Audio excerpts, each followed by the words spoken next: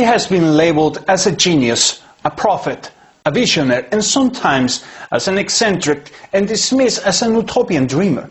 But in the end, no matter what they say, he's Jack Fresco, the creator and the mind behind the Venus Project, a monumental work of several fields of knowledge that unify the concept of a new future for the human civilization. Fresco's entire life is perhaps the definition of a second chance, a new opportunity for social progress in harmony with our planet and technology. Mr. Fresco, thank you for being with us today. Thanks for the privilege. You feel that we live in a world of damaged communications that sometimes restrict the language and expression of emotions as well as thinking. Is that correct? Yes. Today our language is hundreds of years old. That makes it extremely difficult to talk to one another. We talk at each other. That means sometimes a person says, have a nice weekend. Why don't they say, have a nice life? Why just a weekend? Because our language is so old, it's automatic and has no meaning. There has to be a language that's not subject to interpretation. When you read the Bible, you say, Jesus meant this. He says, no, it meant that. Another verse, he meant this. So you have the Lutheran, the Seventh-day Adventist, because it's subject to interpretation. A language is not subject to interpretation. Mathematics, engineering, chemistry, physics, physics, physics, physics. There was only one guy, one, out of everybody that I talked to, that was trying to give it a hard time. But even he was starting to annoy the other people because he was always, yeah, but. He was yeah-butting everything. And the thing that's funny about this guy is that he is a physicist. Mm-hmm. And so he's just, I don't know why he had a problem with it or whatever. I never ended up having a really solid conversation with the gentleman, just because he was very standoffish, and it was funny. He had all these yeah buts, but he never had an alternative solution to counter what I was talking about. So basically just a negative Nancy with absolutely nothing to contribute to the discussion. Mm-hmm. And I don't have time for those kinds of people. You can yeah but me all you want, but your yeah but better be followed up with a, well, what about if you did it this way though? Or here's what I think might be a better solution. I'm okay with listening to people's thoughts on what might be a better solution, but as of yet, I have not yet had anybody ever do that to me.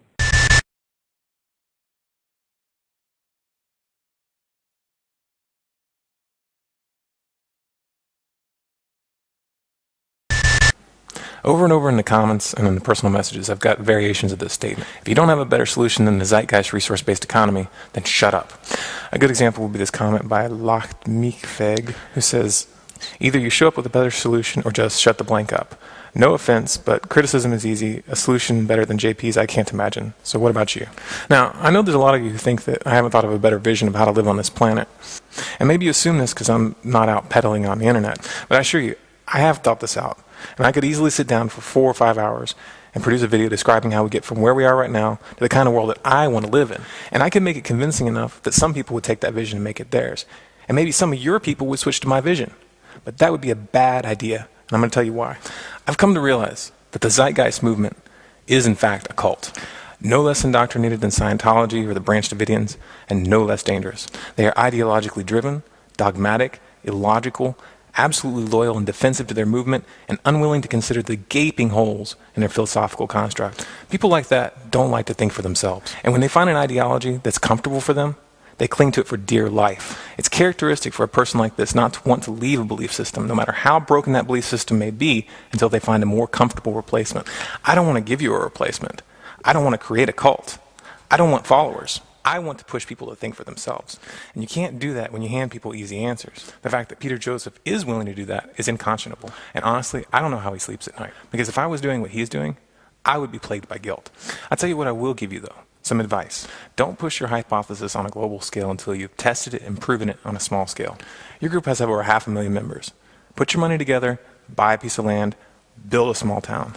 Run that town for 20 years, and if it's still working, come and tell us about it. Until then, please stop parroting this talk about how your system is based on the scientific method. The scientific method requires that all hypotheses be tested, and it also requires that those tests be independently reproducible. You understand what I'm saying here? Until you test it, the Zeitgeist system isn't even a theory, it's a hypothesis. But even if you could make some system work with certain groups of people, you need to understand that there's not one solution that will work for everyone. Each region, each culture, each group of people have to find a solution that works best for them. What works for the Iranians will probably not work for the Texans. And that's okay. It doesn't need to. People need to let go of the naive idea that we can convert everybody to one way of thinking and fix everything. That's the same mindset that's pushed every expansionist religious and political movement throughout history. And the results have always been tragic. And this, to me, is a big part of the problem of the Zeitgeist cult. Their absolute refusal to learn from the lessons of history.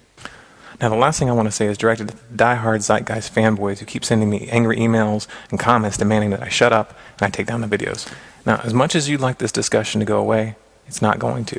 If you want to put me in my place, make a video response and let the public decide. Meanwhile, don't waste your time telling me to shut up, because it's not going to happen.